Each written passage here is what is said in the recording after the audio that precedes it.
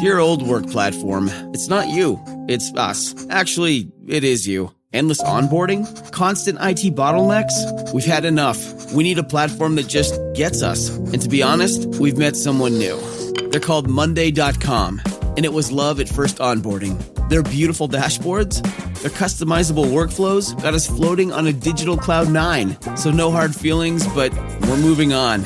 Monday.com, the first work platform you'll love to use.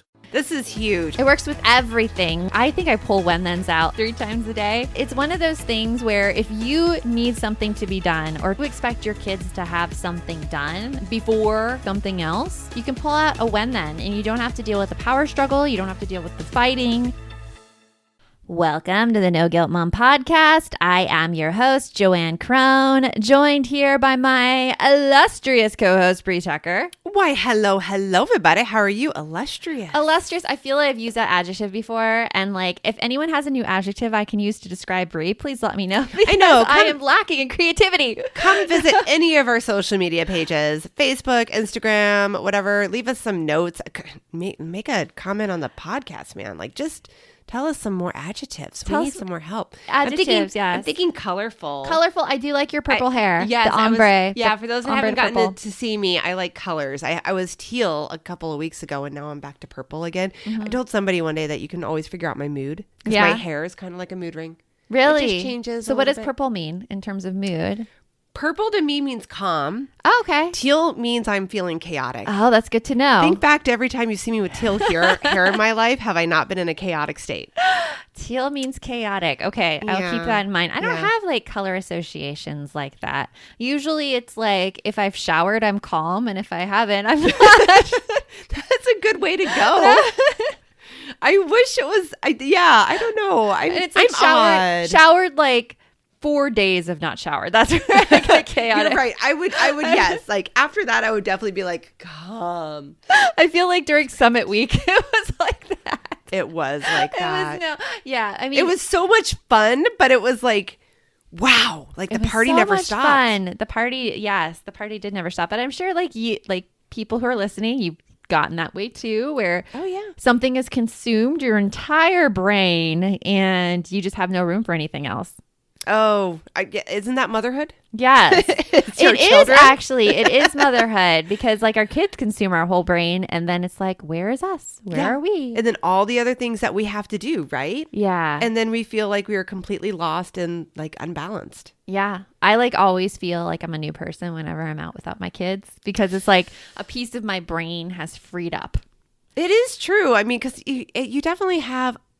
Like when I am with my family, I have a million things running through my head at one time. Yeah. Everything from, what schedule's coming up, who's going where, did I get dinner ready? Do I have enough ingredients? What are we doing tomorrow? What's going on this weekend? Oh, did I sign that slip? Like a million things, right? It never stops. Right. But then when you go out with your friends, all you're thinking about is like, where are we going next? Where are we going next? Oh my gosh, I haven't seen Shayna in so long. What's going on with you? Like, right? Like that's all that pops in my brain. It's so interesting. I was just perusing through Instagram yesterday and there was this cartoon that came up and it was a side-by-side cartoon. One was a mom seeing the last like piece of fruit on the table and one was the dad seeing the last piece of fruit on the table. And the mom looks at it and is like, oh, it's the last ripe peach. I bet like my son would like this for breakfast tomorrow. And the dad looks at it and says, oh, it's the last ripe peach. I'm going to use this as a special treat in my smoothie. And I saw it and I'm like, oh my gosh, yes, those dads always thinking about themselves. Like that was the first instinct. And then I read the caption and it said, this is not so much about the dads wanting the peach. This is about moms never taking what they want. Oh and my I'm gosh. like, oh my gosh. Because I fell into that too. I was like, that's so this true. is the right way to do things. You leave it for other people. But then when I read that, I'm like, oh, I totally do that. I don't take things for myself. And we should. Right? It's self-care, people. We need to have some self-care because once we are burnt out and we break, there's nothing for anyone else. There isn't. And it's so interesting that we've been conditioned this way, that we should always leave stuff to other people.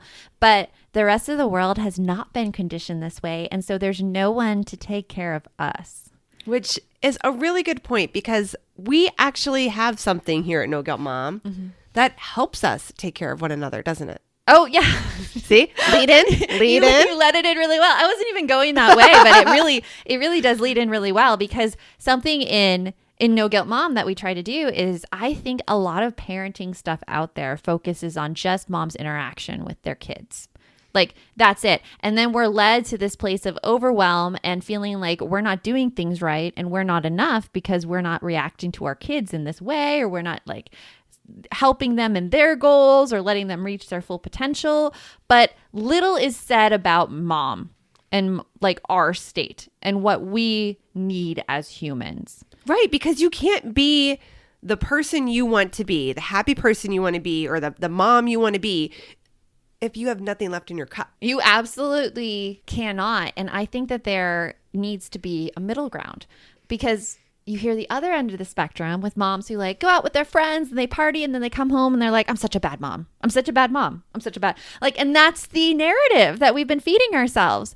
And there is no reason why you cannot be a great, like, fun person who hangs out with friends and be a great mom at the exact same time. And that is what No Guilt Mom is all about. We are finding that for you. Let's get into the P.E.A.C.E process. It's how to be a more patient parent. And know as we go into this that coming in No Guilt Mom, we do not expect you to be patient in the absence of your own self-care. So it is going to be through that you're getting the self-care you need, as well as this skill. So we can't wait. So let's get on with the show. You want mom life to be easier. That's our goal too. Our mission is to raise more self-sufficient and independent kids, and we're going to have fun doing it. We're going to help you delegate and step back. Each episode will tackle strategies for positive discipline, making our kids more responsible and making our lives better in the process. Welcome to the No Guilt Mom podcast.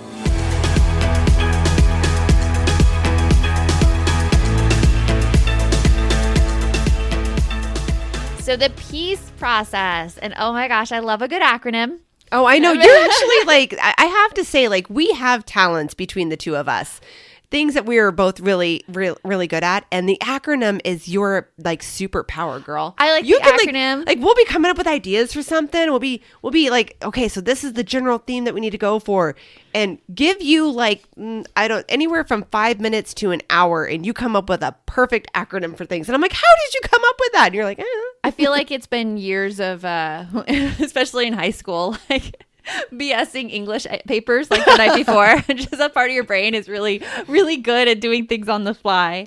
Man, I don't know. So again, like it's all about having that ability there. Man, you have got a gift. But P.E.A.C.E, it stands for pause, ease, assumptions, chase the why, and exhale. And I'm going to explain each part of that process. And it's a way for you to get more peace in your life, more peace in your home, more peace around your kids. Right. It's a definite way that can help you feel calmer. So like we're going to be giving you actual techniques to both understand what's going on with your kids, what's going on with you, and that will help you increase your patience on a pretty long-term scale. Yes. So let's get into the first one. The first one is for pause.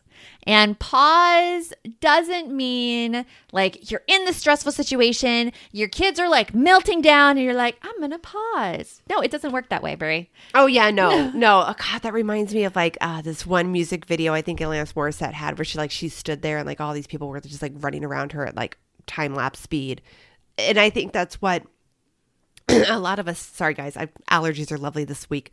I think that's what a lot of people kind of think of when you say pause, right? Mm-hmm. They think that the chaos is going on and you're going to be able to stop and do a mindful meditation. Yeah. That is not what we're telling you. That is not it. Also because you're probably in the habit of reacting in a situation. And so you can't just go and change that habit just immediately by saying like, oh, now instead of reacting and yelling, I'm going to pause. It doesn't work. Like it doesn't work. You're up against an impossible situation. So do not beat yourself up for that. Do not beat yourself up. What pause means is after the fact. So say your child has just left all their stuff on the living room floor and you ask them to kindly pick it up, and then they start yelling at you and saying that they don't have time and oh my gosh, they don't like this and they don't want to do this, and then you lose it and you're like, you need to do this right now or else we are not going to school. And it just goes downhill from there. Yeah. Yeah. I call it angry mom. Angry mom. And I mean, it my house. happens. It totally happens.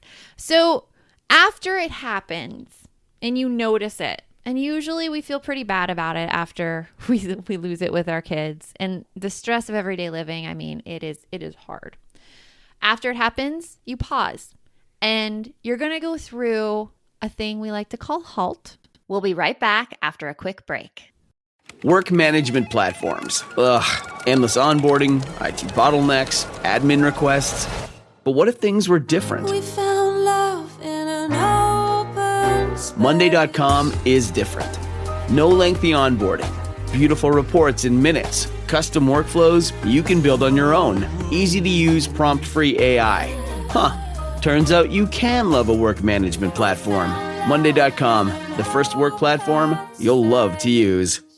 I was never really a runner. The way I see running is a gift, especially when you have stage 4 cancer. I'm Anne. I'm running the Boston Marathon, presented by Bank of America. I run for Dana-Farber Cancer Institute to give people like me a chance to thrive in life, even with cancer. Join Bank of America in helping Anne's cause. Give if you can at BofA.com/supportAnne. What would you like the power to do? References to charitable organizations is not an endorsement by Bank of America Corporation. Copyright 2025. So good, so good, so good. New markdowns up to 70% off are at Nordstrom Rack stores now. Fresh kicks, spring tops, new dresses. There's always a score. I mean, the denim section is unreal. Why do I rack? All the dresses. I always find something amazing. Head to your Nordstrom Rack store to find can't-miss deals on all the spring things. Great brands, great prices. That's why you rack. So after it happens, you pause and you're going to go through a thing we like to call HALT. It stands for hungry, angry, lonely, or tired. And you're going to think about that situation and you're first going to give yourself some self-compassion. And you're going to go through this list of things that may have triggered you. So the first is H of HALT, hungry. Were you hungry? Hungry does stuff to me. Oh, I know. Like, hungry is a hard one for me. It's a hard one for my daughter. In our house, actually, I have talked to my kids a lot about HALT because I'm kind of like slightly skipping ahead on this. I'm just going to tell you that my kids have full rights, and I have told them this, to question me anytime that I seem snappy, angry, or frustrated, and to ask me, Mom, are you? And then they can pick any of them that they want to. But normally, my daughter almost always says, are you hungry or are you tired? And like, I can tell you one time my daughter brought me to tears. I was like snapping and like super angry, like everything she did. I was just like, that's wrong. Don't do this. Da, da, da. And she just finally looked at me and was like, Mom, are you hungry or tired? And I like stood there for a second and then I was like, I'm both. I'm just so hungry and tired. Yeah. Yeah. And we need that. We need that ability. We need that. So ask yourself if you're hungry. Hangry, yeah. Angry is the next one in HALT. So is something else outside of the situation upsetting you? Right. How many times have you had something go wrong at work or anywhere? Like, but I'm going to say work because that seems like a big scenario. Or you had a fight with your spouse or something. Or maybe it's family members. Yeah. Or other family members. Right. And then it's time for you to spend one-on-one time with your kids. Like maybe you're driving them to school, whatever, and you are just crabby. Yeah. It's okay to be like, oh, I'm sorry, I'm just angry about something that happened earlier. And try to process. But in this reflection process, this pause, you're going to look back and see like, okay, was I angry? Right. Another one is lonely. Have you had much connection with other people lately? Do you feel like you're stuck doing the same thing over and over again? Yeah. And if you're lonely, that's something to note. Right. And I think too, sometimes when you're reflecting on the loneliness, that can also be a little bit of bitterness. There's a lot of bitterness with right. lonely. Like loneliness can bring in that sneaky bitterness of where you find that you're angry that your kids are getting to do something, or your spouse is getting to do something, or that even your maybe your sister or your best friend's getting to do something. And why can't I do that? Because you don't feel like you have the permission to do it. Yeah. So lonely is a good thing to note as well. And then the final of HALT is tired. Yes. Yeah. That's a big one for me. And I mean, sometimes you don't even realize how tired you are until you take this step to pause and ask yourself the question and be like, am I tired? Like, am I sluggish? Was it hard for me to wake up this morning? Do I need more rest? Right. And you know what? And again, it's important to say this with this, guys. When you're going through this reflection, it is not time to beat yourself up. You don't say anything like, oh, I'm just so bad at getting to sleep on time. No, just acknowledge it. Dude, I'm tired.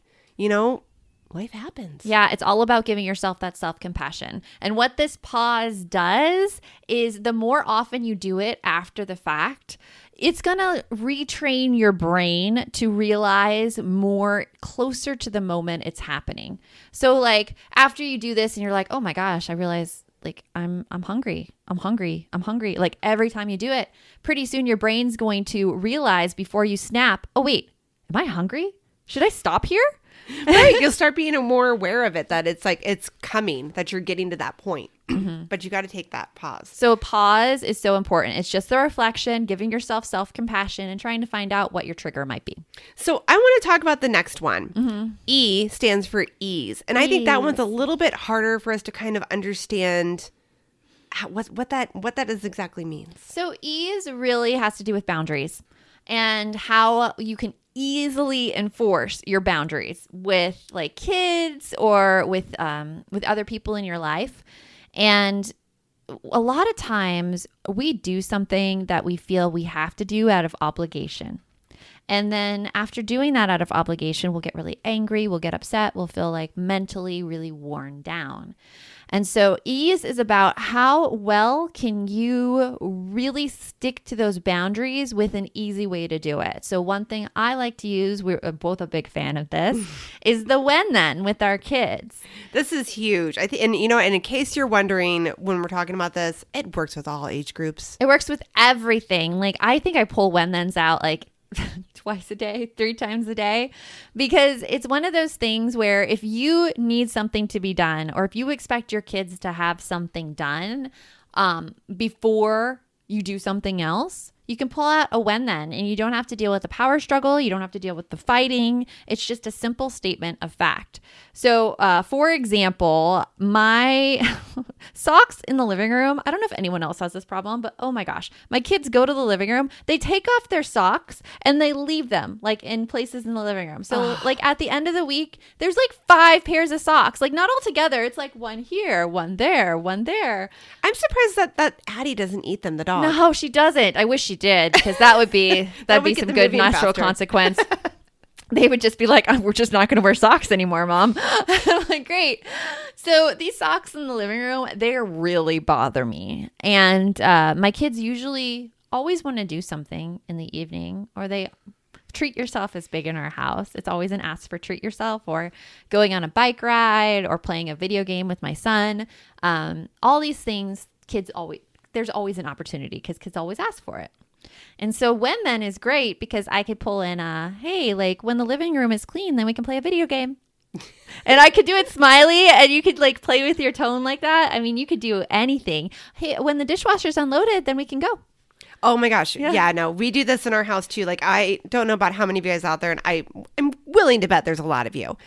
I have a really hard time getting one of my kids to do the chores that they say that we've already gone through a whole other thing. We've talked about chores on other podcasts here, but there is 2 chores that my daughter has to do every week, and she does not like doing them. And we've given many, many different situations, and I have found that the when then has been the most effective. Oh yeah, when then is so good, right? Because in her case, she has something that she wants to do every Wednesday. She wants to go to youth group at church, which I'm totally down with. That's awesome. That's great. I'm glad you're wanting to go do that, but in order for you to get that ride to church, you need to do your chores here at home. And the first time, it was a showdown. The chores were not done. The ride did not appear. She really thought I was bluffing. Then the next week, when it happened again, okay, yeah, great, no problem. When you get the chores done, then you get a ride. But with the when then, you didn't have to fight her on it. No, there was no fighting. Statement of fact. Was she a little bit upset the first week that she didn't get to go? Yeah, but it was a short-term thing, and I very calmly just kept repeating back, like, was this something you agreed to? Yes. And then I told you that if you needed a ride from me to get to church, because it's 10 miles away and we live in Phoenix, you need a ride. So you have to get your chores done that you agreed to do first. Anyways, my point being is that second week got done very quickly. And then every time since, like anytime that there's ever any question, I'm just like, when you get this done, then we do that. And it's been very effective. It really helps get rid of a lot of frustration on both of our ends. Yeah. And we're both more patient. It's much more easier. Yes. Easier because you have the when then. Yes. So that's what ease is about. It's about how easy you can state your boundaries, and when then is a great tool to use to do that. All right. The next one, assumptions. Assumptions. So assumptions are like the best thing I know of to keep your patience, because a lot of us have this narrative going on in our heads about the reasons our kids act the way they do. Some of it is, oh my gosh, they're so lazy. I can't let them be this lazy, because then what happens when they get older and they're still lazy and like they're going to end up living in a van down by the river. Living in a van down by the river. Sometimes I know that's the route it goes. And sometimes I think of my son and I'm like, oh my gosh, I'm going to be blamed by his future wife as not raising him correctly. Like that's the fear sometimes. Like the fear of judgment of other people comes in. Yeah. The fear that you are a failure as a mom comes in. Oh, yeah. All of those are really normal and they're very, very common. And a lot of them stem from assumptions behind behavior. We'll be right back after a quick break. This episode is brought to you by Indeed. When your computer breaks, you don't wait for it to magically start working again. You fix the problem. So why wait to hire the people your company desperately needs? Use Indeed's sponsored jobs to hire top talent fast. And even better, you only pay for results. There's no need to wait. Speed up your hiring with a $75 sponsored job credit at Indeed.com/podcast. Terms and conditions apply. This episode is brought to you by Walmart. New beauty is in bloom at Walmart, and it's all about springtime radiance. From Drybar, Tula Skincare, and hundreds more available online, Walmart has the premium brands you want and this season's on-trend products for flawless, glossy hair and hydrated skin. Big name beauty brands? Check. The things you love? Check. Find trending spring beauty and all you need to look and feel gorgeous at Walmart, on app and online. Llévate más de lo que esperas todos los días con el nuevo McValue en McDonald's. Ahora puedes comprar uno y sumarle otro por $1. Así que cuando tu equipo favorito enfrente a sus rivales, enfrenta tus antojos con $5 Meal Deals. Y si estás corriendo para alcanzar el desayuno, corre al app para llevarte ofertas antes del cutoff. Tú decides, y con McValue, tu decisión siempre rinde más. Precios y participación pueden variar. BOGO $1 válido para un producto de igual o menor valor. Debe estar registrado en Rewards para ofertas en el app. And a lot of them stem from assumptions behind behavior. Right. And so when we look at our assumptions and we ask ourselves, okay, are they really lazy? Am I just assuming they're lazy? Well, I think a lot of us tend to naturally go straight to that because it's the most obvious reason there. Mm-hmm. And I think a lot of times too, again, like you just said, like we have this narrative in our head about what's going on. It reminds me of that meme that we see a lot out there where it's like, you know, the wife and the husband are in bed together and like the wife's looking one direction, the husband's looking the other, and the wife's like, I bet he's thinking about like other girls or something, and he's over there like, you've had one about a sandwich. Like if a piece of bread falls on the earth on one side and a piece of bread falls on the earth on the other side, does the world become a sandwich? I love that one. But that's it. Like, again, like if they're not doing their chores, we're assuming that they don't care about getting things done in the house. They are lazy and they just want to do what they want to do. They don't care about our feelings. That's a big assumption that comes in. Right. And then like one big like mind blowing thing, we had an episode where we were talking with Katie Hurley about teens and anxiety. And she talked about this. This was like an offshoot about how her daughter wasn't making up her bed. Yeah. And she assumed that her daughter just didn't care. And then one day she asked her daughter, like, why aren't you doing it? Do you know how to make up your bed? Because Katie's like, come on, it's not, you pull up a cover, right? And her daughter's like, no, I don't. And that's why I'm not doing it. Boom!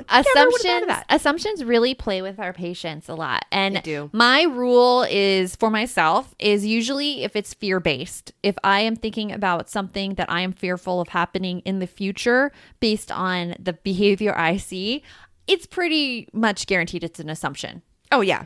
And that's where we go into the next step of the P.E.A.C.E process. The C, which is called chase the why. And this phrasing comes from Dr. Daniel Siegel and Dr. Tina Payne Bryson's, all of their work, really. I've seen Chasing the Why and Whole Brain Child, as well as their other books. But this is really being a detective and finding out the reason behind your kid's behavior. Yeah. And we go into that a lot in Calm and Happy Parenting about how to do that and how to be the detective and what questions to ask. Well, and we also follow through with that a lot. I mean, as you talk about Calm and Happy Parenting, we follow through with that a lot in balance too. Yes. Because it's a skill that we all need to keep working on. Because first of all, old habits die hard. So assumptions are not easy to get rid of if you've been doing them for a long time. Second of all, we are humans. Yes. We are our brains look for patterns and easy solutions. And sometimes it's a lot easier to go with the assumption than to chase the why. Yes. And chasing the why, some possible things that could be going on when, say, like kids like refusing to do their chores. Some of them could be kids' own emotions. Like if they have halt going on, if they're hungry, angry, lonely, tired, that could be a reason they're pushing back. Yeah. If there are sensory issues at play where maybe the house is like really, really noisy and the child is very amped up and just more likely to respond in an explosive manner because of that. Yep. If they are experiencing any anxiety or any stress, maybe from schoolwork, or especially with teens, homework and expectations. Yeah. I mean, that's a why to chase as well. There's a lot of reasons behind kids' behaviors that we don't give them credit for. Right. And sometimes they don't even know. So like it's worth giving a vested interest in it. So like asking them like, hey, when they're not explosive in the moment, again, like talking about what's going on, what's having, is there something I can help you with? And something we forget about as adults is that we see a chore that a kid needs to do, like say it's loading the dishwasher. And if it's not done, we as adults automatically jump to, oh my gosh, they're not keeping on top of their chores. Right. Like they're not contributing to the family. Whereas if we as adults, we have that chore and the dishwasher's not loaded, we will attribute it to all the other things going on in our lives. Oh my gosh, work is so busy right now. I am so tired. I can't I can't do this chore right now. So usually those are our kids' reasons for not doing the chore as well, but we forget that. Bingo. I think that is a huge thing to realize, that we often give ourselves, like, again, like you just said, as adults, we'll be like, oh, well, I had a lot to do at work, so it's understandable that I didn't get the chore done. And you know what? You're right. It is understandable. Totally fine. But like you just said, give that same grace of chasing the why to see if those are the same reasons for our kids. And then the same things that we do as adults to get us to actually do the work, we can help our kids then learn those skills and how to push through. Yeah, because unfortunately they don't just like pop up out of nowhere. Yeah. And then the last is exhale. We had to do that one. And this is just using a calming strategy for when you're stressed or angry or overwhelmed. And one of my favorite calming strategies is, especially when my kids are ticking me off, I like to talk through my anger out loud, because I'd be like, okay, I am really upset that I am getting yelled at right now. I'm going to take a deep breath. That didn't work. I'm going to take another deep breath. Okay, I'm feeling a little bit calmer now. I'm going to step away from the situation and go into the bathroom and try to see if alone time will help me calm down even more. And I'll say this out loud to my kids, and my kids will just be staring at me. They'll be like, oh my gosh, we broke mom. We broke her. It is very, okay. So I have to say, first of all, that is something that we actually actively teach in early childhood for parents. Like the importance of our children seeing that we have emotions and seeing us go through self-regulation, calming techniques. Because first of all, children look at us and think that we have got our stuff all together. Yeah. If you only knew the glue that's holding things together sometimes. Like the things we have hidden behind the veil that our kids don't see. Like, oh, I can't let my kid know that I'm upset about this because they can't see me cry because it'll make them upset. Like, they need to see that big emotions happen and you can move through them. And like you just said, that was a great thing about talking through.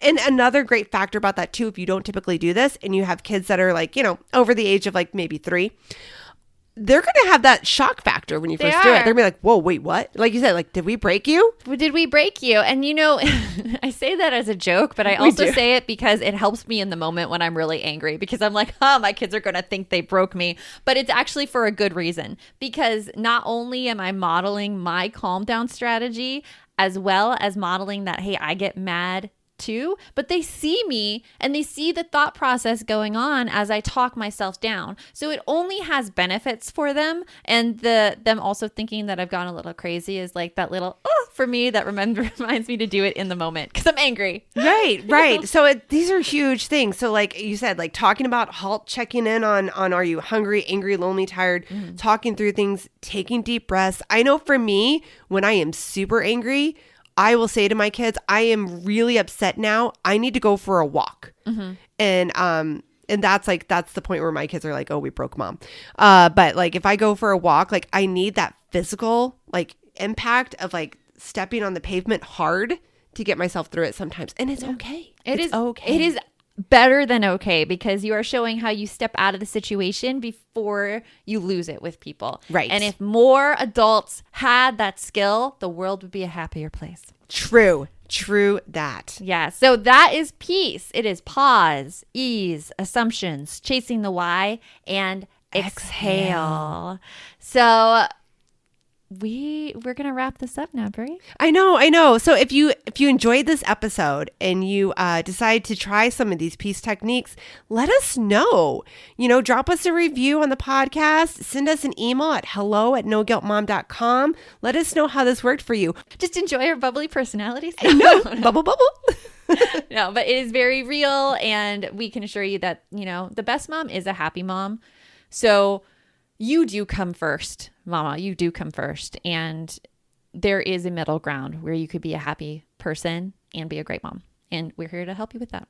Yep. So until next time, the best mom is a happy mom. Take care of you. Thanks for stopping by. If you'd like to support the show further, you can share episodes with your loved ones, leave a positive review, or follow us on social media at No Guilt Mom. You can also show your love by visiting our amazing podcast sponsors. We have a link in the show notes. You just realized your business needed to hire someone yesterday. How can you find amazing candidates fast? Easy. Just use Indeed. Stop struggling to get your job post seen on other job sites. With Indeed sponsored jobs, your post jumps to the top of the page for your relevant candidates, so you can reach the people you want faster. According to Indeed data, sponsored jobs posted directly on Indeed have 45% more applications than non-sponsored jobs. Don't wait any longer. Speed up your hiring right now with Indeed. And listeners of this show will get a $75 sponsored job credit to get your jobs more visibility at Indeed.com/kidsandfamily. Just go to Indeed.com/kidsandfamily right now and support our show by saying you heard about Indeed on this podcast. Terms and conditions apply. Hiring? Indeed is all you need.